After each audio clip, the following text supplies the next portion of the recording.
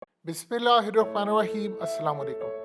पाकिस्तान में चैनल से मोहब्बत होना इसी तरह हो गया जिस तरह आपकी पहले मोहब्बत कोई और थी, आज मोहब्बत कोई और है। एग्जैक्टली सेम सिचुएशन पाकिस्तान में। एक वक्त ये था कि हामिद मीर पाकिस्तान का एक बहुत बुरा एंकर समझा जाता था, उसके खिलाफ ट्रेंड चलाए जाते थे। सोशल मीडिया पर पूरा करने वाले कौन थे सबको पता है। और जियो ने तो, आप जानते जब हामिद मीर पर हमला हुआ तो जियो के खिलाफ तो कैंपेन इतनी हो गई थी कि ये इनके चैनल्स बंद हो रहे थे, इनका कैपिटल टॉक बंद हो रहा था, लोग देखते नहीं थे, इनकी रेटिंग डाउन हो गई थी, सब कुछ बेड़ा गर्क हो रहा था। और उस वक्त फेवरेट था एक ही चैनल, उसका नाम था ARY। क्योंकि उस वक्त जो किंग मेकर्स थे वो ARY के साथ थे और किंग मेकर्स जियो के खिलाफ थे। हवाओं का रुख आज बदला है और जो किंग मेकर्स होते हैं उनकी कोई पहली और आखिरी मोहब्बत नहीं होती, उनकी मोहब्बत हर 1.5 साल बाद बदलती रहती है। यानी जो पहले फेवरेट थे वो आज दुश्मन है, जो आज दुश्मन है वो हो सकता है कल फेवरेट हो जाए। तो जो सूरत हाल इस वक्त हुई है वो है ARY के ऊपर पूरी तरह अब जो मामलात खराब हुए हैं, यानी ARY अब जेर आताब आ गया है। ARY को पाकिस्तान के काफ़ी जगहों पर बंद कर दिया गया है, पैमरा की जानिब से ऑर्डर है और ऑर्डर के बाद ये सारे का सारा मामला हुआ है। अब ये जो स्नैरियो सारा बिल्डअप हो रहा है जिसमें ARY और जियो की जो लड़ाई है, यानी वो हमेशा से पहले उनके खिलाफ थे, ये उनके खिलाफ थे। अब ये जो मामला सारा पाकिस्तान में हुआ है इसके पीछे बहुत बड़ा खेल। देखिए, कहानी इस तरह शुरू होती है कि प्रेसिडेंट ऑफ पाकिस्तान आरिफ अलवी, ये खाली आपको क्या लगता है PDM की आंखों में खटकते हैं? ये और भी बहुत सारे लोगों की आंखों में खटकते हैं? खटकते नहीं है, चुपते हैं।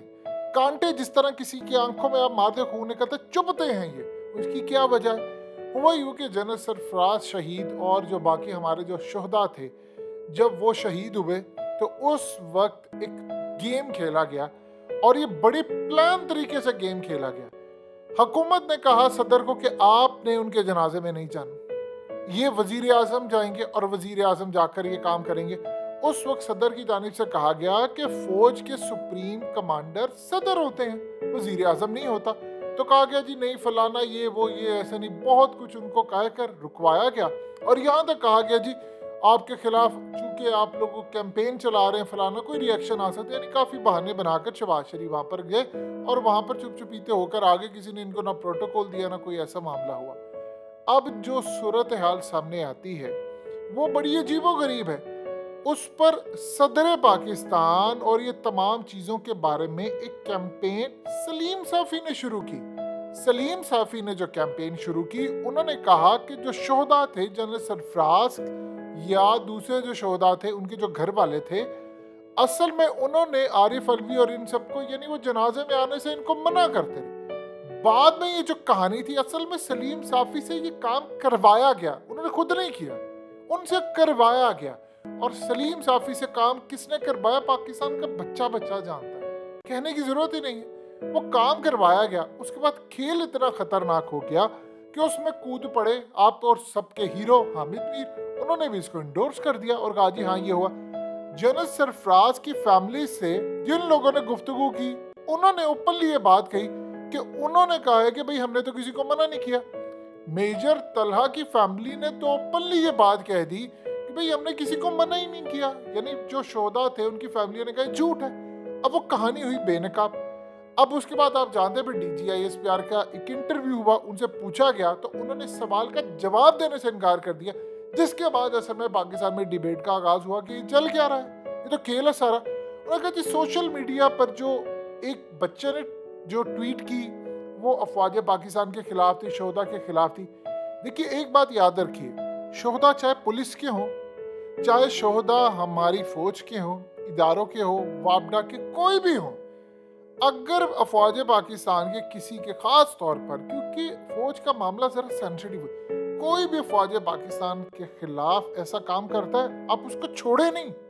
लेकिन ये भी काम नहीं होना चाहिए कि सलीम साफ़ी को छूट है, हामिद मीर को छूट है, और उसमें एक और नई शख्सियत ऐड हुई है जावेद चौधरी।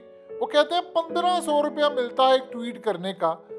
यानी जब 8 मिलियन रीट्वीट्स और ट्वीट होते थे इम्पोर्टेड हुकूमत नामंजूर ट्रेंड के, तो इस हिसाब से तो ये 1.5 अरब बनता है। तो पीटीआई के ऊपर तो बड़ा केस बनता है। जावेद चौधरी कहते थे 1500 रुपया दिया जाता है।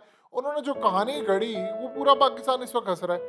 ये जो खेल, एक बात याद रखिएगा, सबको पता है साल 1.5 साल पहले ट्रेंड कौन मीडिया के खिलाफ चला रहा था। 2 साल पीछे चले जाए, कौन चला रहा था ट्रेंड, ये साफियों को नहीं पता। ये जाते थे उनसे मिलने और कहते थे आप हमारे खिलाफ ट्रेंड चला रहे। आज इनके दोस्त हैं। जो खेल इस वक्त हुआ है उसके ताने बाने मिल रहे हैं जाकर। जो ARY ने खबर ब्रेक की थी कि उसके ताने बाने वजीर आजम हाउस से मिल रहे हैं कि सारी कैंपेन जो शोधा के खिलाफ चलाई जा रही थी फेक अकाउंट्स पीटीआई के बनाकर, इसके पीछे वजीर आजम नून लीग का पूरा सेल काम कर रहा है।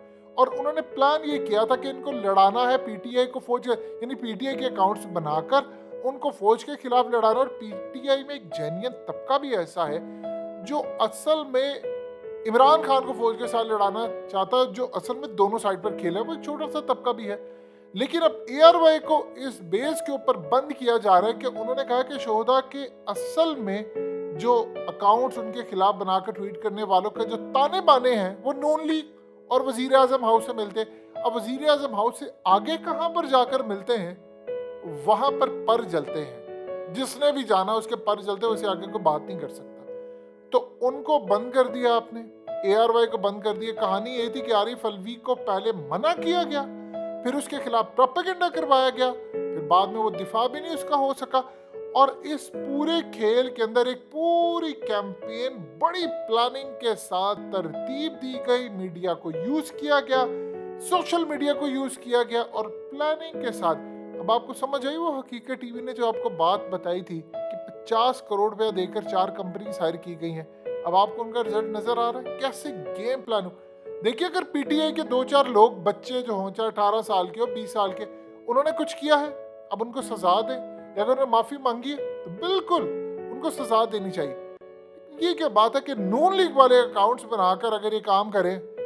आप बताइए, फजलुर रहमान ने क्या बात की? उसने तो ओपनली कहा इसराइल का नाम लेकर फलाना कि तुम ये जो जर्नैल है, जर्नैल का वर्ड भी यूज किया कि तुम लोग तो पैसे उनसे लेते हो। आप बताइए उसके बाद क्या सूरत हाल है। उसके बाद नवाज शरीफ ने जनरल बाजवा का ओपनली नाम लिया। जो मीडिया यानी जियो के बारे में कहा जाता था कि जियो एंटी स्टेट है, यानी उस वक्त आप इमेजिन करें कैपिटल टॉक के अंदर अब आप देख सकते हैं कि इस तरह एक ख्वाजा आसिफ बैठे हैं। ये ख्वाजा आसिफ कहते थे मुझे इदारों ने सबूत दिखाए हैं जियो के, डॉन लीग्स, डॉन वालों ने किया, माफी, सबको एनआरओ मिल गया। ARY उस वक्त शहजादा था क्योंकि ARY आपकी साइड पर था। आज ARY आपके खिलाफ है क्योंकि आपकी लाइन नहीं पकड़ा। ये सारे साफी उस वक्त खिलाफ थे। आज आप कहते हैं ये हमारी लाइन पकड़ रहे हैं, ये हमारे साथ है, जो हमारे साथ वो खिलाफ है। यानी महबूबा विलन बन गई है और जो विलन वाले थी वो महबूबा है। ये इस मुल्क में चल रहा है। यानी वो इमरान खान जो लाडला था 3 साल पहले, आज इमरान खान से उसकी शक्ल से भी नफरत है। यानी इतनी नफरत है, घिन आती है कि इतनी नफरत तो नवाज शरीफ से नहीं है जितनी इससे है।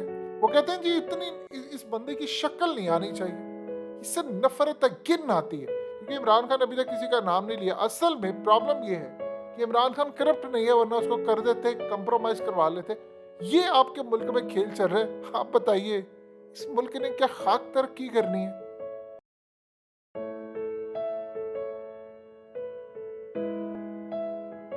हकीकत टीवी को सब्सक्राइब करना मत भूलें, वीडियो को लाइक करें, शेयर करें और कमेंट सेक्शन में अपनी राय का इजहार जरूर करें।